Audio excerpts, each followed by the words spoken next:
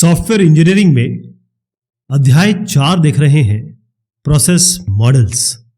इसमें हम software engineering की किताब प्रेसमैन और मैक्सिम साहब द्वारा उसको हम फॉलो कर रहे हैं। Evolutionary process models. एवोल्यूशन का मतलब होता है जैसे इंसान कहा जाता है कि बंदर और वैसी प्रजातियों से आगे बढ़ा है। तो कुछ शुरुआत में था, फिर धीरे धीरे हम डेवलप हुए हैं। तो एवोल्यूशनरी का शब्द यहीं से आया है। सॉफ्टवेयर भी इसी तरीके से समय के अनुसार जैसे समय बढ़ता है वैसे सॉफ्टवेयर भी अपना अलग शेप लेता है, या ये कहें परिष्कृत होता है, रिफाइन होता है। आज की जो बिजनेस और प्रोडक्ट रिक्वायरमेंट है, यानी कि कोई भी बिजनेस है, उसकी जो जरूरतें हैं वो इतनी अलग है, अलहदा है, चेंज है, या फिर इतनी सोफिस्टिकेटेड है कि अगर आप स्ट्रेट लाइन पाथ, जो कि हम वाटरफॉल मॉडल बोलते हैं, अगर हम उसको अपनाना शुरू करेंगे तो प्रोडक्ट या प्रोडक्शन या सॉफ्टवेयर डेवलपमेंट बहुत अनरियलिस्टिक हो जाएगा, यानी कि जो यथार्थ है वो नहीं हो पाएगा। इसलिए जरूरी ये हो जाता है, क्योंकि इतना ज्यादा कंपटीशन है मार्केट में और हर व्यवसाय, हर बिजनेस चाहता है कि भाई हमें आप जल्दी से जल्दी कुछ ना कुछ प्रोडक्ट दिखाइए, तब हम आगे बात करेंगे।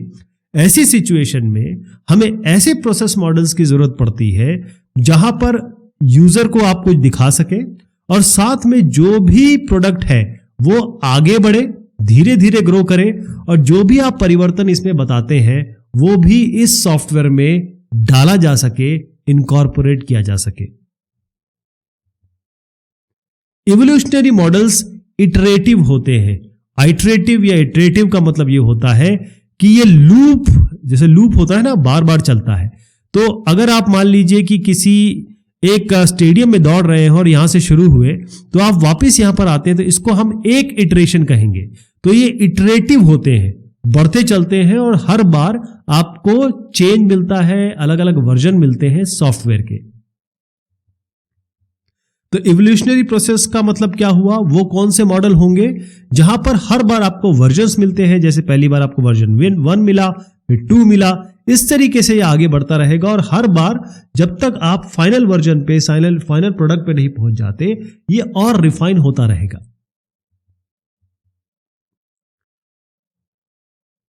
Prototype model. अगर आप एक आर्किटेक्ट हैं और आप एक घर बनाना चाहते हैं किसी के लिए, कोई आपके पास कस्टमर आता है, तो आप उसको क्या देंगे? सबसे पहले घर बना के तो नहीं दे देंगे, आप चाहेंगे कि एक मॉडल बना दें। तो एक मॉडल उसके सामने आप रखेंगे, वो मॉडल को देखेगा और फिर आपको और बातें बताएगा। तो जब कस्टमर आपके पास आता है और वो आपसे कहता है कि केवल एक घर बनाना है, यानी कि उसके पास केवल 1 या 2 चीजें हैं बताने के लिए कि मुझे एक घर बनाना है, और थोड़ी बहुत चीजें वो बता सकता है आपको, लेकिन उसके अंदर क्या होने वाला है, यानी उसका डिजाइन कैसे होगा, उसकी पार्किंग कहां होगी, उसमें कौन सी लाइटिंग लगनी है, उसका सेप्टिक टैंक कहां होगा, वो ये नहीं बता सकता अभी। तो ऐसे समय जब ऐसी सिचुएशन आती है, तब आप क्या करेंगे? यानी कस्टमर तो कस्टमर, डेवलपर को भी पता नहीं है कि भाई जो मैंने एल्गोरिथम लगाया है, मान लीजिए वो फाइल ट्रांसफर कर रहा है। फाइल ट्रांसफर में मान लीजिए ये फाइल जो है वो 1 MB की है और ये 1 मिनट ले रही है। हो सकता है कि यही 1 MB की फाइल इस एल्गोरिथम को ठीक कर दिया जाए तो ये 1 सेकंड में चली जाए। तो डेवलपर भी अभी अनश्योर है, उसको भी पूरा आइडिया नहीं है। तो ऐसे समय में जो प्रोटोटाइपिंग का तरीका है वो सबसे बेहतर तरीका है सॉफ्टवेयर बनाने का या सॉफ्टवेयर डेवलपमेंट का।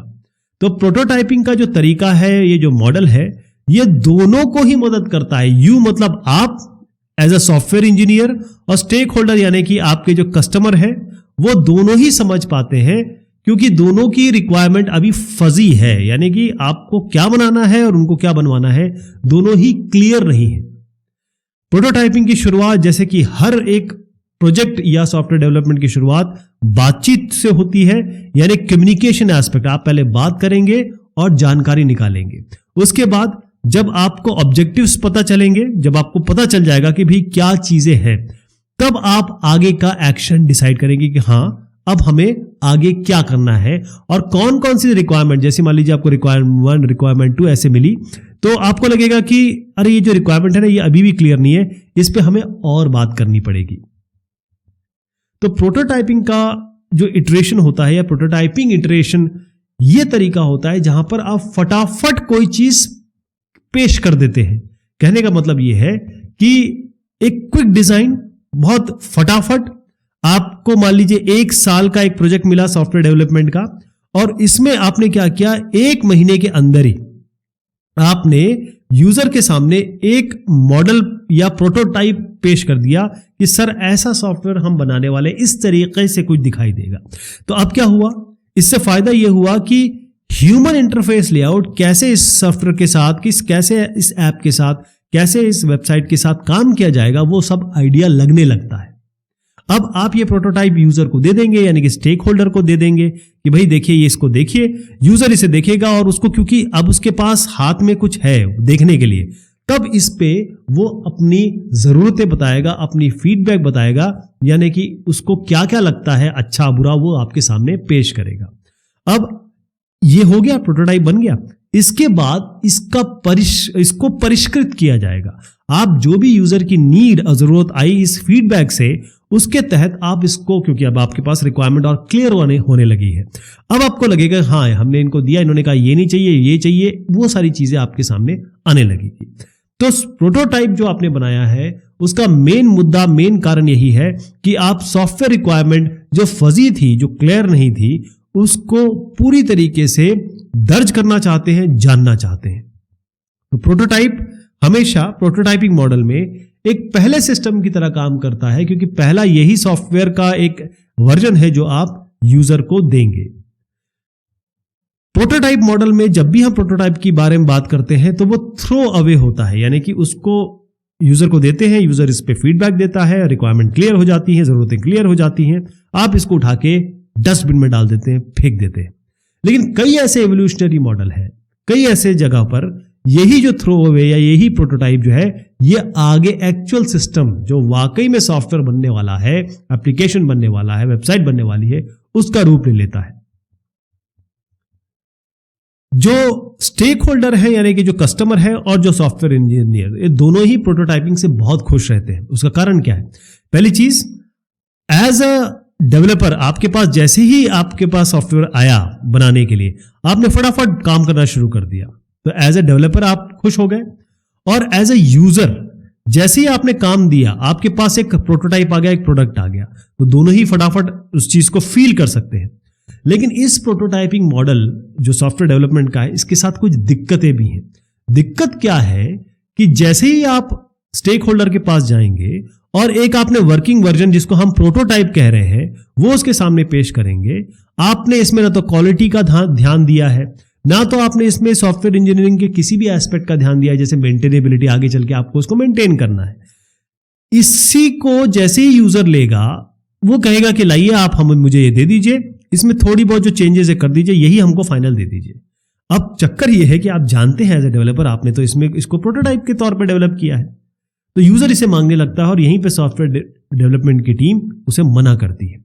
एक और चीज इसमें आती है कि आपने जब प्रोटोटाइप बनाया, तो जो भी इसमें एल्गोरिथम लगाए फंक्शन के लिए, वो उतने अच्छे नहीं बनाए, क्योंकि फटाफट आपको देना है, आपको तो बस डेमोन्स्ट्रेट कैपेबिलिटी, आपको केवल ये बताना है कि ऐसा कुछ बनने वाला है।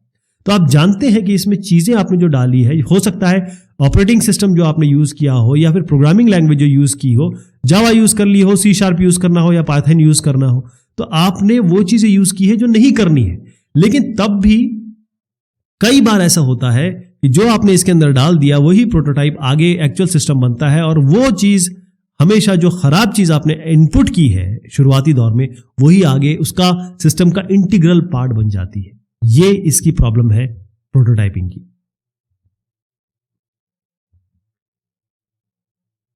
The spiral model. पहले आप ये समझिए कि स्पाइरल का मतलब क्या होता है। स्पाइरल का मतलब होता है इस तरीके से, ध्यान रखिए, ये सर्कल नहीं है, ये स्पाइरल है, जलेबी की तरह। तो ये जो स्पाइरल मॉडल है सॉफ्टवेयर डेवलपमेंट का, इसको प्रपोज किया था बैरी बोयम साहब ने। अब इसके अलग अलग संस्करण आप सुनेंगे, कई जगह कोई कुछ बोलता है, कोई कुछ बोलता है। तो जो प्रेसमैन साहब की किताब में जो दर्ज है वो मैं आपको बताऊंगा। स्पाइरल मॉडल एक इवोल्यूशनरी सॉफ्टवेयर प्रोसेस है, यानी कि ये इवॉल्व होगा। शुरुआती दौर में थोड़ा छोटा होगा, फिर अलग अलग वर्जन आएंगे।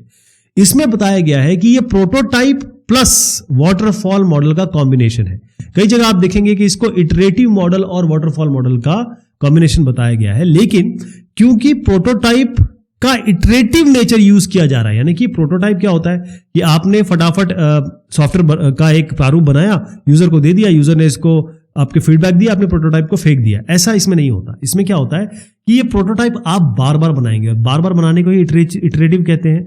तो प्रोटोटाइप और साथ में जो वाटरफॉल मॉडल है, वाटरफॉल मॉडल बड़ा सिस्टमेटिक मॉडल है। आपको पता है कि शुरुआत में आपको कम्युनिकेशन करना है, उसके बाद आपको आगे बढ़ते बढ़ते डिप्लॉयमेंट करना है, यानी कि ये एक बिल्कुल सिस्टमेटिक एक धारा प्रवाह से जाता है, पीछे नहीं जा सकते। लेकिन इसमें क्या है, प्रोटोटाइप बनाएंगे हर जगह पे। तो इस पहले मैं आपको बता दूं कि इसका कॉन्सेप्ट आप जो बाकी जगह देखेंगे वो क्या है, वो इस तरीके से बताया गया है कि आप इसको स्पाइरल इस तरीके से देखा जा रहा है कि पहले आप प्लान करेंगे। कई तरीके के प्लान हो सकते हैं कि भाई हमको प्रोजेक्ट प्लान क्या होगा, हमको बजट जो मिला है पैसा, उसके लिए हमको कितना बजट अभी रखना है, आगे के लिए क्या रखना है, डेवलपमेंट कैसे हमें करना है, फिर उसको हम चेक कैसे करेंगे, तो इंटीग्रेशन और टेस्ट प्लान होता है। उसके बाद हमारे कुछ ऑल्टरनेटिव, ये डिटरमाइन गोल्स, इसका मतलब ये है कि हमें अचीव क्या करना है, ये नहीं तो ये क्या समस्या आ रही है, ये क्या दिक्कत है, ये हमारे कंस्ट्रेंट्स है। उसके बाद हम जाते हैं इवैल्यूएट रिस्क पे। तो ये जो रिस्क वाला जो फैक्टर है ना, ये बड़ा इंपॉर्टेंट है। यहां पर आप रिस्क इवैल्यूएट करते हैं कि कौन कौन से जोखिम है, कहां कहां परेशानी हो सकती है, उन सबको एनालाइज करना है। यहां आपका एक्चुअल डेवलपमेंट और टेस्टिंग हो रही है। यानी ये यहां आपने केवल प्लान बनाया है टेस्टिंग का, टेस्टिंग नहीं की है। यहां पे आपने केवल ये देखा कि क्या क्या चीजें हो सकती है, क्या क्या नहीं हो सकती है, और आपने रिस्क में ये देखा कि क्या क्या अगर होगी तो दिक्कतें आ सकती है। वो रिस्क एनालिसिस है, और किस तरीके से इस जोखिम को कम किया जा सकता है। ये जो क्वाड्रेंट है, जो चौथा क्वाड्रेंट है, यहां पर आप देख रहे हैं कि डेवलपमेंट और टेस्टिंग यहां हो रही है। फिर आप यहां पर आते हैं, दोबारा इसको करते हैं। ये चलता रहता है जब तक आप एक फाइनल प्रोडक्ट पे नहीं पहुंच जाते। यहां से यहां तक जितना दूर जाएंगे उतना कॉस्ट बढ़ेगा, और ये जो होता है, ये वाला एंगल, ये आपको बताता है आप कहां पर है। इस जगह पे जाएंगे, इस जगह पे जाएंगे, तो ये एंगल आपको बताएगा कि आप किस जगह पे हैं। अब हम आते हैं बैरी बोयम साहब ने क्या बताया, उस पे जाते हैं। ये आपने कई जगह आप इस तरीके से भी देखेंगे। इन्होंने कहा कि भाई हम बार बार छोटे वर्जन से आगे बढ़ेंगे, और हर बार हमको एक नया वर्जन मिलेगा, और ये एक तरीका है रैपिड डेवलपमेंट का। अगर कॉम्प्लेक्स प्रोजेक्ट हो, बड़े बड़े प्रोजेक्ट हो, उनके लिए बोयम साहब ने कहा, इनकी ये डेफिनेशन है कि जो स्पाइरल डेवलपमेंट मॉडल है ये रिस्क ड्रिवन है। इसमें रिस्क एनालिसिस बहुत जरूरी है, जो है ये बहुत जरूरी है। और इससे क्या होता है कि जो सॉफ्टवेयर इंटेंसिव सिस्टम है, बड़े बड़े जो सिस्टम है, उसमें हम एक साथ बहुत सारे इंजीनियरिंग कॉन्सेप्ट, कॉन्करेंट इंजीनियरिंग, मतलब सॉफ्टवेयर इंजीनियरिंग के कॉन्सेप्ट हम लगा रहे हैं एक साथ कॉन्करेंट। इसमें दो इन्होंने एक डिस्टिंग्विशिंग फीचर बताए हैं जो बाकी मॉडल में आपको नहीं मिलेंगे। एक तो ये साइक्लिक अप्रोच है। साइक्लिक अप्रोच मतलब हर बार आप एक चक्र, एक पूरा सर्कल घूम रहे हैं, और यही इसी सर्कल में घूमते घूमते आप बार बार रिस्क भी एनालाइज करते हैं कि भाई क्या क्या जोखिम हो सकता है, और बार बार आपका परिष्करण हो रहा है, यानी कि आप अपने सॉफ्टवेयर की रिक्वायरमेंट और क्लियर कर रहे हैं, या फिर उसका डेवलपमेंट और अच्छे से कर रहे हैं। एक और चीज इसमें जो आपको और बाकी चीजों में नहीं मिलेगी, बाकी सॉफ्टवेयर डेवलपमेंट साइकिल्स में या फिर आप प्रोसेस मॉडल्स में नहीं मिलेगी, वो है एंकर पॉइंट माइलस्टोन। मतलब मान लीजिए आप यहां से चले और वापिस आप इधर पे आए, तो यहां पर आपको कुछ ना कुछ रिजल्ट मिलता है, कोई ना कोई आउटपुट मिलता है, और ये आउटपुट जो होता है वो फीडबैक से निकलता है। यूजर को आपने दिया, उसने क्या दिया, या फिर आपके खुद की चयनित होती है। अब मैं बताता हूं आप कैसे इसको चयनित करते हैं। देखिए, सॉफ्टवेयर जो है इसमें अलग अलग रिलीजेस आएंगे, यानी पहले वर्जन 1 आएगा, वर्जन 2 आएगा, ऐसे करते करते वर्जन n आएगा। पहला जो इटरेशन होता है, जो शुरुआती इटरेशंस होते हैं, इटरेशन मतलब होता है ऐसे गोल गोल घूमना है आपको, तो पहला जो इटरेशन होगा उसमें आप हो सकता है आप एक मॉडल या प्रोटोटाइप दे दें। अब प्रोटोटाइप आप दे रहे हैं, इसीलिए इसको कहा जाता है कि प्रोटोटाइप के साथ आप वाटरफॉल मॉडल को यूज कर रहे हैं। तो प्रोटोटाइप क्या होगा कि आपने यूजर के सामने कुछ ना कुछ रख दिया, फिर उसके बाद धीरे धीरे इसको यूजर आपको फीडबैक देगा, फिर धीरे धीरे ये आपके कंप्लीट वर्जन बनने लगते हैं। यहां पर क्या है कि अगर आप ये स्पाइरल मॉडल को हम फ्रेमवर्क एक्टिविटी से रिलेट करें, तो यहां पर एक क्लियर बात बैरी बोयम साहब ने और प्रेसमैन साहब ने कही है कि ये सॉफ्टवेयर इंजीनियरिंग टीम डिसाइड करेगी क्या करना है। जैसे मैं मान के चलता हूं कि हमारे जो नॉर्मल फ्रेमवर्क एक्टिविटी होती है, वो पहली कम्युनिकेशन होती है, पहले बातचीत करेंगे, फिर प्लान करेंगे, फिर उसको मॉडल करेंगे, फिर एक्चुअल कोडिंग और कंस्ट्रक्शन करेंगे या टेस्टिंग करेंगे और फिर यूजर को देंगे। ये स्पाइरल में कैसे चलेगा? ये सारी चीजें स्पाइरल में ऐसे चलेगी कि हर एक फ्रेमवर्क एक्टिविटी को एक सेगमेंट मिलेगा। यानी कि अगर हम इसको ऐसा बना दें, यानी कि एक सर्कल के अलग अलग सेक्टर बना दे, तो हर एक को एक एक सेगमेंट मिलेगा। जैसे आप यहां देखिए ध्यान से, यहां पर हमने शुरुआत जो की है वो कम्युनिकेशन से की है। तो जो पहला चला, ये जो सेगमेंट मिला, ये किसको मिला? कम्युनिकेशन को। यहां पर आप यूजर से रिक्वायरमेंट लेंगे और रिक्वायरमेंट बिल्कुल अच्छी तरीके से जानने की कोशिश करेंगे। दूसरे में जब प्लानिंग आप कर रहे हैं तो इसको एक दूसरा सेगमेंट मिला। यहीं पर आप बहुत सारी प्लानिंग करेंगे, आपके पास बजट है, आप कैसा टाइम शेड्यूल प्लान करेंगे और यहीं पे आप रिस्क एनालिसिस भी करेंगे कि क्या क्या जोखिम हो सकते हैं इस प्रोजेक्ट से रिलेटेड। उसके बाद तीसरे सेगमेंट में जाएंगे, आप यहां पर मॉडलिंग करेंगे, एनालिसिस करेंगे, डिजाइन करेंगे और ये सारा का सारा आपका क्लॉकवाइज डायरेक्शन में चल रहा है। देखिएगा आप इस डायरेक्शन में चल रहा है, ठीक है जी। और यहां पर एक इंपॉर्टेंट बात इन्होंने जो बताई है वो सॉफ्टवेयर टीम जो एक्टिविटी कर रही है, क्योंकि ये सॉफ्टवेयर टीम और मैनेजर पर बहुत डिपेंड करता है। हर बार आपको रिस्क एनालिसिस करनी ही करनी है हर एक सर्कल में। ये एक सर्कल हुआ ना, यहां से यहां तक आ गया, ये खत्म हो गया। उसके बाद दोबारा आप कम्युनिकेशन करेंगे, फिर दोबारा प्लानिंग करेंगे और यहां पर फिर रिस्क एनालिसिस करेंगे और फिर दोबारा चक्र चलाएंगे ऐसे। और इस पॉइंट पे जब आप पहुंचेंगे तो यहां पर आपका एंकर माइलस्टोन होगा। यानी कि एंकर प्रोजेक्ट माइलस्टोन ये है कि यहां पर आपको जो फीडबैक मिल रहा है उस हिसाब से आप या तो आप प्रोडक्ट में चेंज करेंगे या यहां इस पॉइंट पे आपका प्रोडक्ट डेवलप हो रहा है तो यहां पर जो भी उत्पाद होगा वो कहीं ना कहीं आपको एक माइलस्टोन तय करना पड़ेगा, आपका और यूजर का नोन। जो पहला सर्किट है यहां पर देखिएगा, कई बार ऐसा होता है कि हम ये पहले सर्किट में यहां बोलते हैं कि हम अपना एक डेवलपमेंट करेंगे कि हम जान तो लें कि भाई असली चीज क्या है। तो पहला जो होता है यही पूरा प्लान, क्योंकि आप प्रोटोटाइप कर रहे हैं, प्रोटोटाइप दे रहे हैं, तो पहले में हो सकता है कि आप केवल स्पेसिफिकेशन लें। मतलब पहला जो आपने चक्र चलाया यहां पर आप केवल रिक्वायरमेंट जनरेट कर रहे हैं, ठीक है। और क्योंकि आप प्रोटोटाइप दे रहे हैं फर्स्ट टाइम में, फिर धीरे धीरे जैसे आप आगे बढ़ेंगे तो और सोफिस्टिकेटेड वर्जन बनाएंगे, वर्जन 2, वर्जन 3 इस तरीके से। और हर इस प्लानिंग में जब भी आप आएंगे तो आप एडजस्टमेंट कर सकते हैं, क्योंकि आप यहां रिस्क एनालिसिस कर रहे हैं, यहां पर जोखिम का आकलन कर रहे हैं। आपके इस जगह पे आप कॉस्ट और शेड्यूल दोनों को चेंज कर सकते हैं, क्योंकि कस्टमर ने आपको कुछ फीडबैक, इस पहले वाले में कुछ फीडबैक दिए होंगे। तो ये प्रोजेक्ट मैनेजर के ऊपर है कि वो कितने चक्र चलाता है, वो 1, 2, 3 ये डिपेंड करता है, क्योंकि जितना दूर जाएंगे उतना कॉस्ट बढ़ेगा आपका। तो आपको टीम और प्रोजेक्ट मैनेजर डिसाइड करेगा कितने आपको चक्र चलने हैं इसमें। यहां पर आप देखिएगा कि जैसे जो पहला चक्र चला है उसको कह सकते हैं कि हम जो फर्स्ट हमने स्पाइरल कंप्लीट किया, ये केवल कॉन्सेप्ट डेवलपमेंट प्रोजेक्ट है। इसका मतलब यहां पर केवल हम प्रोजेक्ट के बारे में अभी जानेंगे, क्योंकि जो बड़े प्रोजेक्ट है, रिस्की प्रोजेक्ट है और जो कॉम्प्लेक्स प्रोजेक्ट है उनके लिए यूज होता है। ये बहुत सिंपल के लिए कभी यूज नहीं होता। तो पहला हो सकता है कि आप यहीं पे केवल कॉन्सेप्ट डेवलपमेंट कर रहे हैं, पहले समझ तो लें, हम और यूजर दोनों समझ लें, उसके लिए आपको प्रोटोटाइप भी देना होता है। उसके बाद क्या करेंगे कि जैसे ही आप इसको कर लिया आपने, फिर आप जब दूर गए, मतलब ये दूसरे इटरेशन पे गए, हो सकता है कि यहां पर आप प्रोडक्ट डेवलप कर रहे हो, नया प्रोडक्ट डेवलपमेंट प्रोजेक्ट हो गया। फिर तीसरे पे जब आप गए, ये दूसरा आप कर चुके हैं ना, फिर जब आप तीसरे पे गए तो आपने कहा कि हम यहां पर एनहेंसमेंट करेंगे, तो इसको हम कह सकते हैं प्रोडक्ट एनहेंसमेंट प्रोजेक्ट हो गया ये। फिर जो अगले पे इस वाले पे गए तो आप कह सकते हैं कि हम ये इसका सपोर्ट देंगे, मतलब जब हम उसको मेंटेन करते हैं वो वाला चक्र हो गया ये। तो स्पाइरल मॉडल जो होता है बेसिकली बड़े सिस्टम्स के लिए होता है, रियलिस्टिक जो लाइफ में जो प्रोजेक्ट चलते हैं उसके लिए है।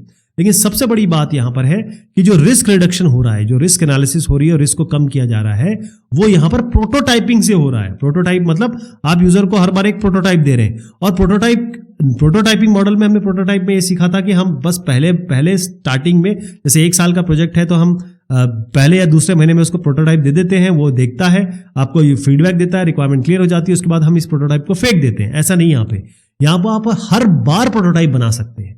देखिए, prototyping approach at any stage in the evolution, ये सबसे बड़ी बात है स्पाइरल की, कि आप हर बार प्रोटोटाइप बना के दे सकते हैं और हर बार इसका रिस्क एनालिसिस और रिस्क मैनेजमेंट होगा यहाँ पे। तो ये एक तरीके से ये जो कम्युनिकेशन से लेकर आप डिप्लॉयमेंट तक गए, ये जो पूरा चक्र है, ये क्या है? ये बिल्कुल सीधा चल रहा है। ये क्या है? Waterfall model. और हर बार आप प्रोटोटाइप भी बना के दे रहे हैं। ये क्या हो गया? इटरेटिव नेचर ऑफ आपका प्रोटोटाइपिंग, क्योंकि यहां पर एक प्रोटोटाइप, यहां प्रोटोटाइप, ये आपके ऊपर है, टीम के ऊपर, कि वो हर बार प्रोटोटाइप बना के दे। दिक्कत इसमें यह आती है स्पाइरल मॉडल में, पहले तो आप कस्टमर को कन्विंस कैसे करेंगे कि सर हम ये मॉडल यूज करने वाले हैं, हम इसको कंट्रोल कर लेंगे। पहले तो कस्टमर ही इसको मानेगा नहीं। दूसरा यह है कि इसमें रिस्क एनालिसिस और रिस्क मैनेजमेंट बहुत जुड़ा हुआ है। आपको जो मैंने एक ऐसे क्वाड्रेंट बताया था, इसमें एक पार्ट जो है पूरा रिस्क मैनेजमेंट का पार्ट है, रिस्क एनालिसिस का पार्ट है। तो रिस्क को या जोखिम को कि भाई कौन सी चीजें कॉस्ट बढ़ा सकती हैं, कौन सी चीजें सॉफ्टवेयर को फेल कर सकती हैं, इसको जानने के लिए आपको एक्सपर्ट आदमी चाहिए। उसको सिखाना या उसको लाना अपनी कंपनी में, उसको हो सकता है रिस्क वो ठीक से असेस ही ना कर पाए। ये सारी चीजें इसमें दिक्कत आती है, क्योंकि अगर आपका रिस्क नहीं पता चला तो आगे चल के ये सॉफ्टवेयर जो इतना बड़ा बनाने वाले हैं आप, इतना पैसा आपको मिला है, खर्च होगा यूजर का, उसको वो प्रोडक्ट नहीं मिल पाएगा जो आप उसको देना चाहते हैं। कॉन्करेंट मॉडल, अब ये जो कॉन्करेंट मॉडल है इसकी चर्चा हम करेंगे अगली बार। तब तक के लिए शुक्रिया, मेहरबानी आप सभी की।